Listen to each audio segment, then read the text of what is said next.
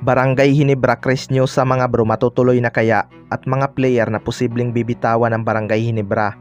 Yan mga bro, pagkatapos mong ilike ang ating video, mag-subscribe na rin kung bago ka pa lang sa ating channel at i-click ang notification bell para lagi kang updated sa ating mga sports balita.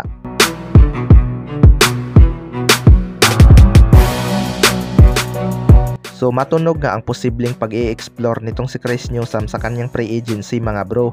Kaya inuunahan na rin siya ng Meralco Bolts at ino-offer na sa ibang team via trade. Hindi nga kasama ang Barangay Ginebra sa trading option ng Meralco Bolts mga bro, dahil gusto din nila ng malakas na magiging kapalit nito. Pero malabo ngang may kakagat sa trade offer ng Meralco Bolts, lalo na at alam nilang magiging free agent na ito. Kaya ang choice na nga lang talaga ng Meralco Bolts ay makumbinsi itong si Crisnyo na mag-extend ang kontrata. Pero kapag ayaw na talaga ni Crisnyo sa Meralco Bolts, malinaw pa sa sinag ng araw na Barangay Ginebra ang babagsakan nito. Kita naman siguro natin na fit talaga ito sa sistema ni Coach Timcon at gusto rin ni Coach Timcon ang mga ganitong player na may dipinsa at kaya ding umiscore. Sa lagay nga ng Barangay Ginebra mga bro, malaking addition talaga kapag nakuha nila itong si Crisnyo via free agency. Hindi na nga nila kailangan makipag-trade kung sakaling si Crisnyo na ang lalapit sa kanila, kaya abangan na lang natin ang kanyang free agency. Sa kabilang banda naman mga bro, Barangay Ginebra mga player na posibleng bitawan.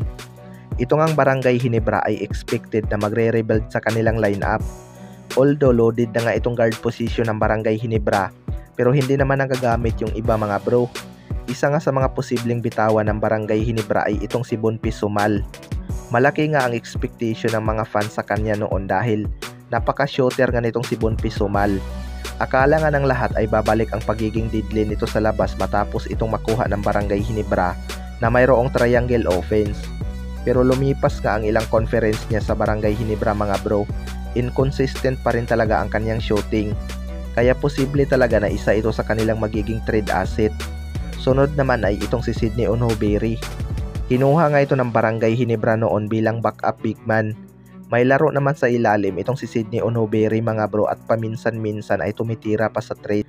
Napaka-hassle din ito sa court kapag nabigyan ng chance ni Coach Timcon.